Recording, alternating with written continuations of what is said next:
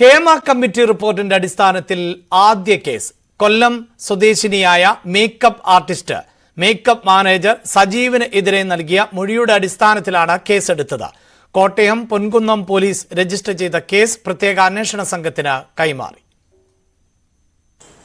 Hema committee റിപ്പോർട്ടിൽ പലരും മൊഴികൾ നൽകിയിരുന്നു. പക്ഷേ ഈ മൊഴികളുടെ അടിസ്ഥാനം മൊഴികൾ ഒക്കെ വിശദമായി പരിശോധിച്ച ശേഷം അതിൽ ആരെങ്കിലും പരാതിക്കാരുണ്ടെങ്കിൽ തുടർ നടപടി എടുക്കുമെന്നായിരുന്നു സർക്കാർ നിലപാട്.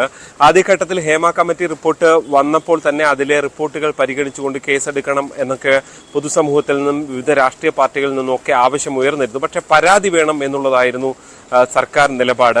എന്തായാലും SIT രൂപീകരിച്ച് ഹേമ കമ്മിറ്റിയിലെ അടക്കം വിവിധ മൊഴികൾ പരിശോധിക്കാൻ തീരുമാനിച്ചിരിക്കുന്നു. എന്തായാലും ഇതിന്റെ എല്ലാം അടിസ്ഥാനത്തിലാണ് കൊല്ലം സ്വദേശിനിയായ മേക്കപ്പ് ആർട്ടിസ്റ്റാണ് ആദ്യമായി പരാതി നൽകുന്നത്.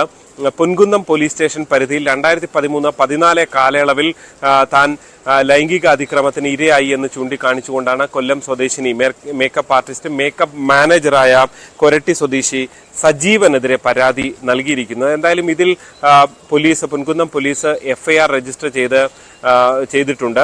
ഒരാഴ്ച മുൻപാണ്, ഈ മാസം 21-നാണ് FIR രജിസ്റ്റർ ചെയ്തിരിക്കുന്നത്.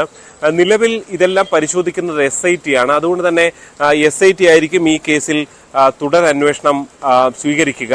IPC 354 പ്രകാരമാണ് കേസ് രജിസ്റ്റർ ചെയ്തിരിക്കുന്നത്. പ്രത്യേകിച്ച് അക്കാലമായതുകൊണ്ട് തന്നെ ഈ ഭാരതീയ ന്യായ സംഹിത വരുന്നതിന് മുൻപുള്ള കാലയളവായതുകൊണ്ട് തന്നെ IPC പ്രകാരമാണ് കേസ് രജിസ്റ്റർ ചെയ്തിരിക്കുന്നത്. എന്തായാലും തുടർ നടപടികൾ ഇനി പൊൻകുന്നം പോലീസ് ആയിരിക്കില്ല രേഖപ്പെടുത്തുക, അത് SIT ആയിരിക്കും, സ്പെഷ്യൽ ഇൻവെസ്റ്റിഗേഷൻ ടീം ആയിരിക്കും തുടർ നടപടികൾ സ്വീകരിക്കുക.